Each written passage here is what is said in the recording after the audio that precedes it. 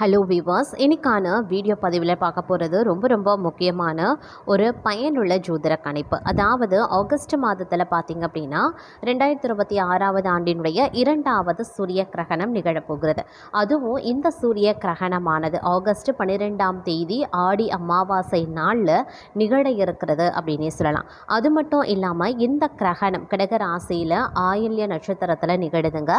இப்படி உருவாகக்கூடிய கிரகணத்தினுடைய தாக்கம் சிம்ம ராசியினுடைய 12வது வீட்லையும், தனுசு ராசியினுடைய 8வது வீட்லையும், கும்ப ராசியினுடைய 6வது வீட்லையும் விடுகிறது. இந்த 3 ராசிக்காரர்களினுடைய வீடுகளும் திரிகோண வீடுகளாகவே பார்க்கப்படுது. பொதுவாக திரிகோண வீடுகளில் கிரகணத்தினுடைய தாக்கம் மிகவும் மோசமானதாகவே இருக்கும்.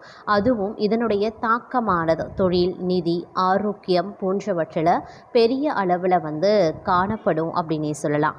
சொல்ல போனோன்னா எதிர்பாராத இழப்புகளை சந்திக்கவும் வாய்ப்புகள் இருக்குது. தற்போது திரிகோண வீடுகளில் நிகழக்கூடிய சூரிய கிரகணத்தால் கவனமாக இருக்க வேண்டிய ராசிக்காரர்கள் குறித்தும் அவங்க எந்தெந்த விஷயங்களில் ரொம்ப கவனமாக இருக்க வேண்டும் அப்படிங்கிறத குறித்தும் தான் இன்னைக்கு வீடியோவில் தெரிஞ்சுக்க போகிறோம்.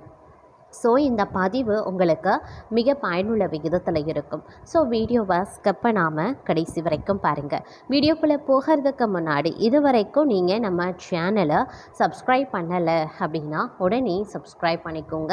அப்படியே பக்கத்தில் இருக்கக்கூடிய நோட்டிஃபிகேஷனுக்கான பில் பட்டனையும் ப்ரெஸ் பண்ணிக்கோங்க. சரி நேயர்களே, வாங்க வீடியோக்குள்ளே போகலாம். இந்த திரிகோண கிரகண நேரத்தில் உருவாகின்ற இந்த திரிகோண நிகழ்வின் காரணமாக பார்த்தீங்க அப்படின்னா ரொம்பவே கவனமாக இருக்க வேண்டிய ராசிகளில் நாம் முதல்ல பார்க்க போகிற ராசி அப்படின்னு பார்த்தோன்னா சிம்ம ராசிக்காரர்கள் அப்படின்னு சொல்லலாம். சிம்ம ராசியினுடைய 12வது வீட்டில் சூரிய கிரகணத்தினுடைய தாக்கம் இருக்கிறதுனால இந்த ராசிக்காரர்கள் நிறைய செலவுகளை இந்த காலகட்டத்தில் சந்திப்பாங்க.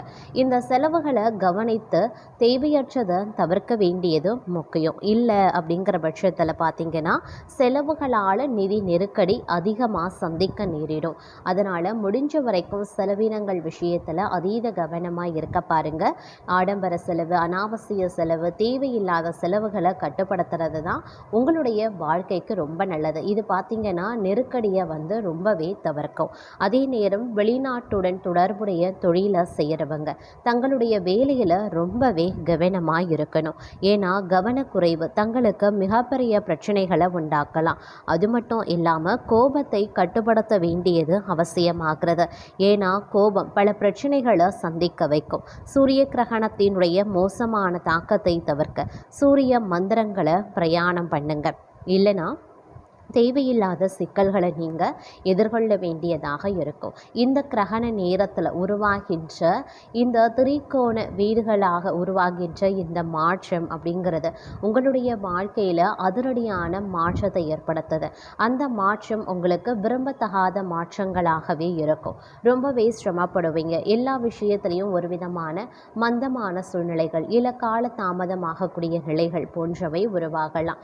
பணம் ரீதியாகவும், குடும்பம் ரீதியாகவும், உறவுகள் ரீதியாகவும் நிறைய துன்பங்களை அனுபவிக்க நேரிடும். அதனால் முடிஞ்ச வரைக்கும் நிதானித்து செயல்பட பாருங்கள். இந்த காலம் அப்படிங்கிறது கொஞ்சமாக நீங்கள் உணர்ச்சி வசப்பட்டு அதிக கோபத்தை வெளிப்படுத்துவீங்க. அதனால் அதீத கவனத்தோடு இருக்க வேண்டியது முக்கியமான ஒன்று அப்படின்னு நாங்கள் சொல்லணும். அதே நேரம் பொறுப்புணர்வுடன் நடந்து கொள்ள வேண்டியதும் அவசியமாகிறது. முடிஞ்ச வரைக்கும் இந்த காலகட்டத்தில் ரொம்பவே கவனமாக கனிவோடு நடந்து கொள்ள பாருங்க.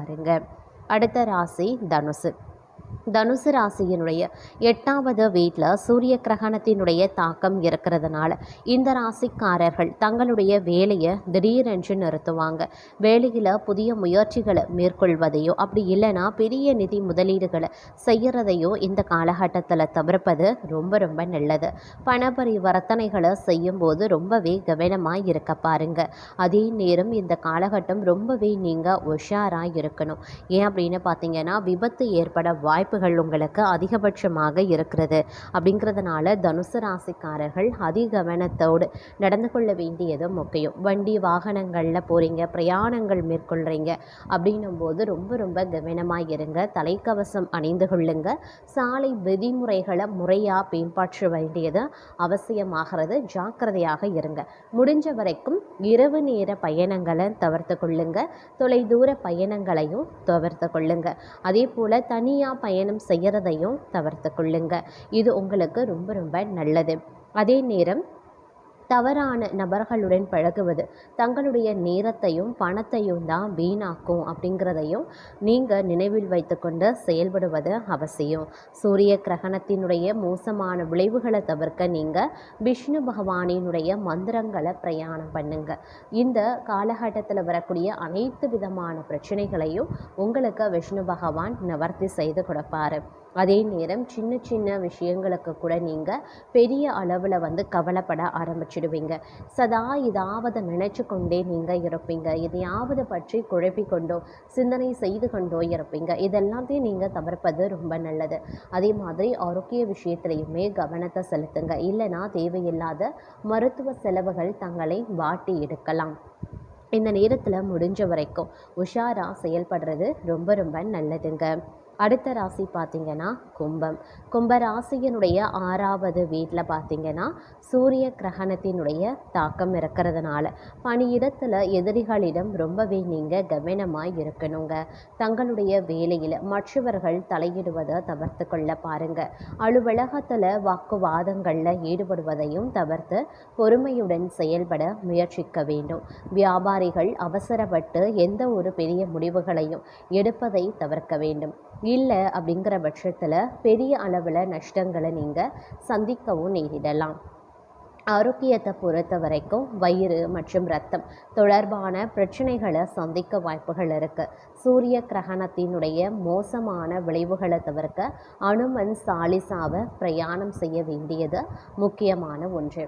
இந்த நேரத்தில் முடிஞ்ச வரைக்கும் பார்த்திங்க அப்படின்னா ரொம்ப ரொம்ப கவனமாக கவனத்தோடு நடந்து கொள்வது ரொம்பவே முக்கியமான ஒன்று. முடிஞ்ச வரைக்கும் எல்லா விஷயத்துலையுமே நீங்கள் கொஞ்சம் தீவிரமாக சிந்தித்து செயல்பட பாருங்கள். திட்டமிடலோடு நடந்து கொள்ளக்கூடிய பட்சத்தில் உங்களுக்கு எல்லாமே நல்லதாகவே நடக்கும். எடுத்தோம் கவிழ்த்தோம் இல்லை அவசர முடிவு, அலட்சியமாக செயல்படுறது போன்ற செயல்களை முற்றிலுமாக தவிர்த்து கொள்ளுங்க. ஆரோக்கிய விஷயத்தில் சிறப்பு கவனத்தை செலுத்துங்க. குடும்பம் ரீதியாகவும் உத்தியோகம் ரீதியாகவும் சில முரண்பாடுகள், கருத்து வேறுபாடுகள், விவாதங்கள் எழத்தான் செய்யும். அதனால் கொஞ்சம் நீங்கள் கவனமாக கனிவோடு நடந்து கொள்வது அவசியமாகிறது. உங்களுடைய அதீத கோபத்தை கட்டுப்படுத்த பாருங்கள். வெளியிடங்களுக்கு செல்லும்போது நிதானித்து செயல்பட பாருங்கள். இந்த நேரத்தில் சில விஷயங்களில் தடைகளோ தாமதங்களோ இல்லை யாராவது உங்களுடைய மறைமுக எதிரிகளால் சூழ்ச்சிகளோ புரிவதற்கான வாய்ப்பு இருக்குது. அதனால் கொஞ்சம் உஷாராக இருங்க. எதிரிகளிடத்தில் அதிகவனத்தோடு நடந்து கொள்ள வேண்டியது முக்கியமான ஒன்று. மொத்தத்தில் இந்த காலம் ரொம்பவே கவனமாக நீங்கள் நடந்து கொள்ள வேண்டியது அவசியமான ஒன்று அப்படின்னு தாங்க சொல்லணும்.